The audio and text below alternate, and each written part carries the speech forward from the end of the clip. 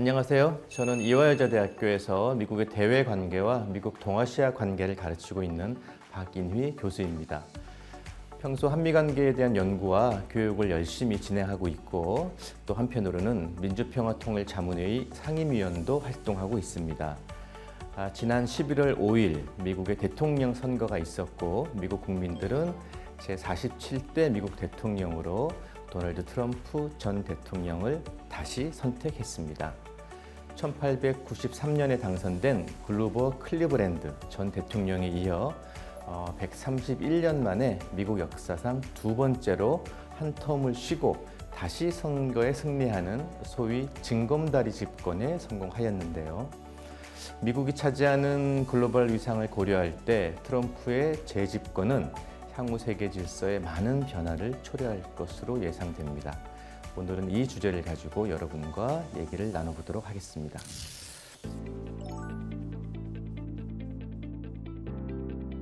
공화당 후보로 나섰던 도널드 트럼프 전 대통령은 선거인단 투표에서 312명을 확보함은 물론 일반 투표에서도 51%의 지지를 거두면서 보란듯이 또 한 번 백악관 입성을 앞두고 있습니다. 미국의 미래와 미국의 민주주의에 대한 국제사회의 일부 우려에도 불구하고 미국 국민은 트럼프 후보를 최종 선택한 것입니다. 미국 대통령은 세계 질서에 영향을 미치는 가장 중요한 변수라 해도 과언은 아닙니다. 오래전 냉전의 열기가 뜨거울 때 중국과의 대담한 대탕트를 이끌어냈던 닉슨 대통령의 사례가 있었고요. 구소련의 해체라는 막바지 길로 몰아넣은 레이건 대통령이 있었습니다. 21세기에 들어서도 테러와의 전쟁이라는 기치를 내걸었던 부시 대통령 역시 대표적인 사례입니다. 물론 미국의 대통령이라는 자리가 아무리 강력하다고 한들 한 개인이 바꿀 수 있는 게 그렇게 중요한가 의아해하는 분들도 계시겠지만 미국 대통령은 지금은 많이 과거에 비해서 세력이 약화되었다고는 하지만 여전히 세계 최강국의 지위에서 패권적 영향력을 행사하는 미국의 외교 정책을 결정하는 핵심적인 인물이기 때문입니다. 더구나 국제사회는 트럼프 미국 대통령을 다시 맞이하게 되면서 지난 2016년 그가 처음 당선되었을 때 당시 트럼프 대통령이 강조했던 다소 특이하고 이례적인 언행들을 뚜렷이 기억하고 있습니다. 이제는 모두에게 친숙한 용어가 된 트럼피즘, 미국 제일주의로 해석되는 아메리카 퍼스트. 이런 정신이 또다시 백악관의 주인이 된 트럼프 행정부 2기에서는 어떤 정책들을 제시하게 될 것인지 국제사회가 주목하고 있는 순간입니다.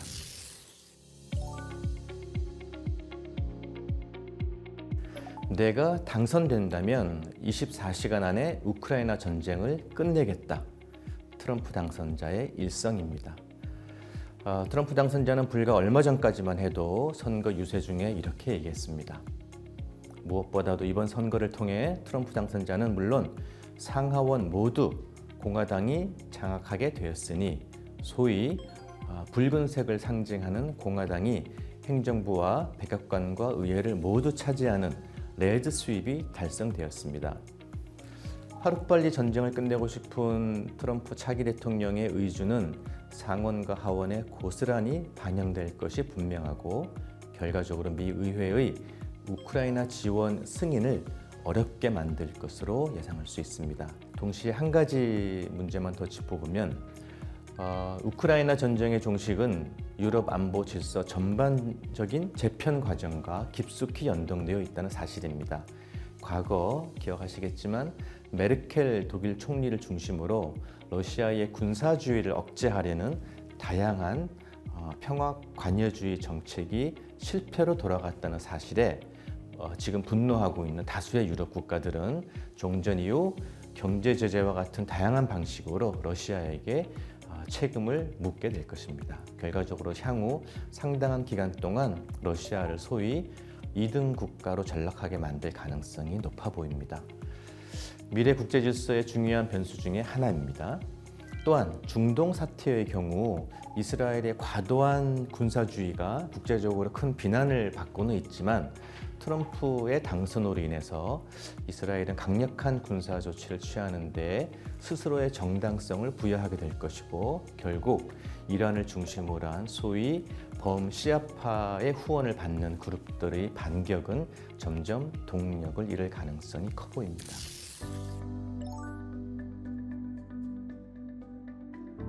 잘 알려진 바와 같이 트럼프의 공약에는 대중국 투자 금지, 중국 상품에 대한 추가 관세 부과, 심지어 60%까지 얘기하고 있습니다.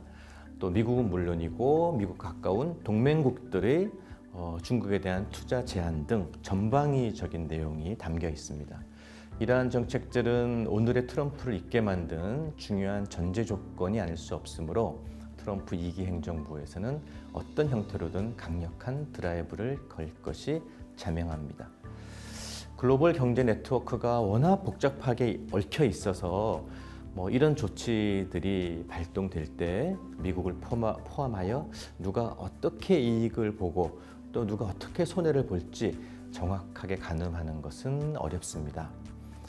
다만 지금과 같이 중국이 경제 침체로 여러 가지 어려움을 겪고 있는 상황에서 트럼프의 대중국 정책은 상당한 수준에서 중국을 압박하는 효과를 거두게 될 것입니다. 관련하여 한국을 포함하여 미국 및 중국 모두와 다양하게 양측 모두와 교역 관계를 맺고 여러 가지로 얽혀 있는 세계 주요국들의 이해관계가 문제가 될 건데요. 트럼프 진영의 판단에 의하면은 중국 경제 성장이 지금 상당히 주춤거리고 있고 내부적으로 경제 침체에 따른 사회 문제들이 불거져 나오고 있는 현 시점이야말로 중국이 국제 주요 경제권과 맺고 있는 연결망을 관리하는 최적의 기회라고 믿고 있는 것이지요. 또한 앞서 언급한 백악관과 의회 모두 공화당 일색인 레드 수입은 소위 레드 수입은 미국의 재정 적자 확대를 초래할 가능성이 매우 커 보입니다. 이런 상황은 대중국 무역 관계에서 미국의 적자를 더 줄여야 한다는, 최소화해야 한다는 그런 압박감으로 연결될 것입니다. 참고로 대만 문제가 더 악화되는 것이 아닌가 하는 국제사회의 우려가 있을 수 있는데요. 제가 장담키는 어려우나 현재의 미중 갈등은 대결적 측면과 상호 의존적 측면이 복잡하게 얽혀 있는 형국이어서 미국과 중국 어느 누구도 상당한 시간 동안 대만 문제로 인한 직접적인 군사적 충돌은 피할 가능성이 커 보입니다.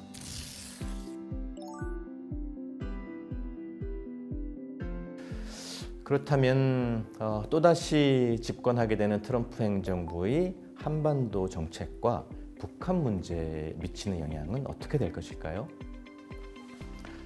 국내 많은 전문가들이 트럼프 2기 행정부는 어떤 형태로든 북한의 김정은과 과감한 딜을 다시 시도할 것이다, 이렇게 전망하는 분들이 상당 부분 있는 것 같습니다. 과연 그럴까요?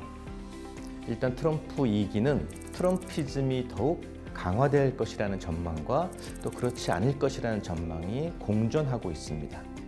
전자의 경우, 강화될 것이라고 생각하는 경우 트럼프 대통령의 컬러와 집권 정체성이 더욱 강하게 정책에 반영된다는 설명이고, 후자의 경우는 일단 백악관 경험이 있는 트럼프의 입장에서 재집권하였기 때문에 소위 전 세계 리더로서의 학습 효과가 있었을 것이고 결과적으로 과거처럼 거친 그런 트럼피즘은 사라질 수 있다는 설명입니다.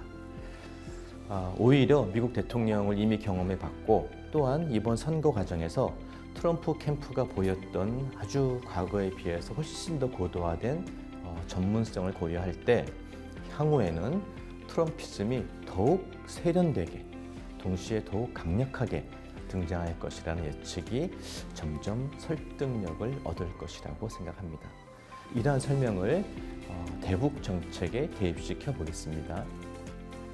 김정은과의 제2의談判에 어느 정도의 흥미를 느낄 수는 있겠으나 트럼프 대통령이요, 미국의 최우선 외교 과제인 러시아 문제 그리고 중동 문제가 트럼프의 주장처럼 일정 수준에서 해결된다면 북한 문제를 그렇게 서두를 필요성을 느끼지 못할 수도 있습니다. 더구나 기억하시겠지만 2018년과 2019년의 사례와 비교해 봤을 때, 당시의 정상회담과 비교해 봤을 때 지금은 북한의 핵무력이 훨씬 고도화된 상태이고요. 그렇다면 미국이 혹은 북한이 모두 만족할 만한 선물을 서로 주고받을 그런 가능성은 낮아 보입니다.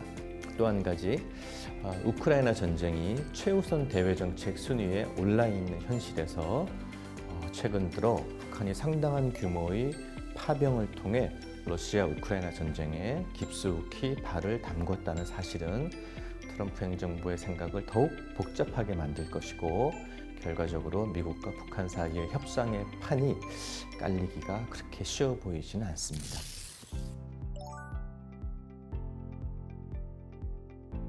트럼프 당선자는 이미 뚜렷한 방향을 제시했습니다. 법인세의 대폭 감세, 대중국 투자 금지, 에너지 산업 활성화, 이민자 정책 강화, 이런 정책들을 포함하여 대통령의 권한을 대폭 강화하는 그런 정책들이 바로 그 핵심입니다. 물론 과거 미국의 힘이 최고조에 달했을 때 미국이 제공하는, 소위 국제사회에 제공하는 국제 공공재는 전 세계 질서의 안정성을 담보하는 핵심 안정장치와 같은 것이었습니다. 지금 미국의 힘은 과거와 다르고 국제사회 현안에 투입할 수 있는 미국의 외교안보 정책 리소스가 고갈된 상태라는 점을 고려할 때 트럼프 당선자의 의제 설정은 어떤 의미에서 매우 정확했던 것이지요. 그렇다고 해서 미국의 글로벌 지위가 쉽게 추락하지는 않을 것 같습니다. 왜냐하면 미국의 지위 하락으로 발생하는 소위 그 국제사회의 힘의 공백을 중국은 물론 어느 특정 한 국가가 고스란히 차지할 수 있는 상황이 아니기 때문입니다. 그거는 오늘날 국제사회가 보이고 있는 특징 때문에 그러합니다. 미국의 위축으로 인한 힘의 공백을 메우는 과정에서 물론 일부는 중국이, 일부는 다자주의를 중심으로 하는 국제기구가, 또 일부는 유럽과 일본과 같은 주요 국가가, 또한 일부는 한국을 포함한 의미 있는 경쟁력을 갖춘 몇몇 국가가 그 힘의 공백을 메우고 있는 게 오늘날의 현실입니다.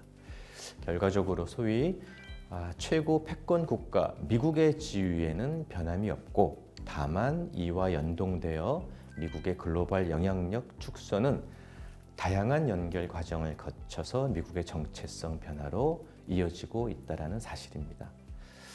따라서 미국이 모든 걸 시혜적으로 해결할 것이라는 생각은 이제 시대와 맞지 않습니다. 마지막으로 한미동맹의 향배는 어떻게 될까요? 벌써부터 한국은 물론 일본과 유럽 국가를 포함한 주요 동맹국들을 비용 혹은 거래의 관점으로만 접근한다는 트럼프를 향한 불만의 목소리가 여기저기서 들려오고 있습니다.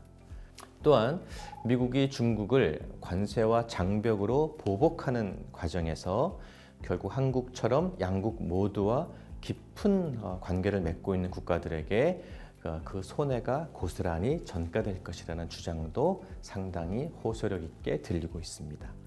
하지만 트럼프 행정부가 유독 한국 정부만을 친구가 아니라 거래의 대상으로 이렇게 바라보는 것은 아닐 것이고요. 이제 미국이 스스로 새로운 정체성을 만들어 간다면 우리는 오히려 이러한 외교안보 환경을 국제사회에서 한국의 영향력 강화와 새로운 한미관계를 정립하는 기회로 삼아야 할 것입니다. 트럼프 행정부의 입장에서도 여전히 아시아 최고 수준의 경제성장과 민주주의 발달을 보인 한미동맹은 매우 미국의 입장에서도 매력적인 외교정책 자산이 아닐 수 없을 것입니다.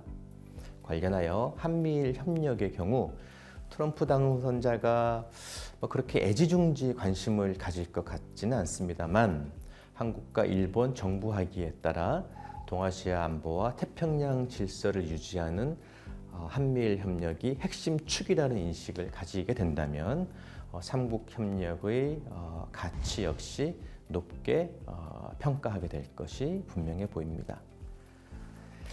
아무리 경제적으로 부유한 국가라고 해서 잘 사는 어느 나라를 무턱대고 우리는 패권 국가라고 부르지는 않습니다.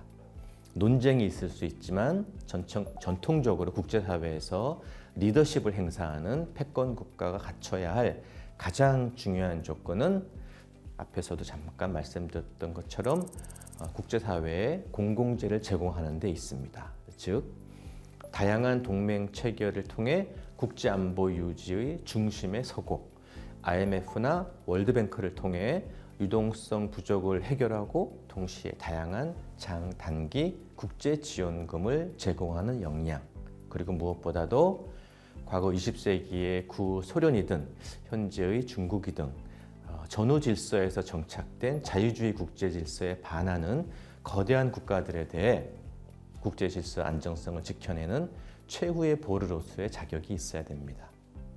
어쨌든 지금까지의 미국은 이러한 역할에 충실했습니다.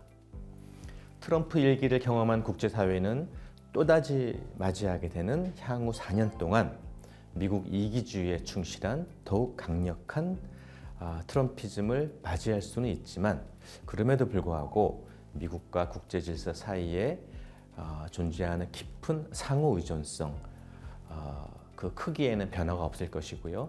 여전히 미국이 차지한 최강대국 지위에는 변화가 없을 것입니다. 트럼프 2기의 국제사회, 글로벌 질서, 더 평화롭고 더 큰 번영을 경험하게 될 것인지 커다란 궁금증으로 다가오고 있습니다. 향후 글로벌 질서 변화의 방향성을 더욱 예측하기 어려운 이유입니다. 감사합니다.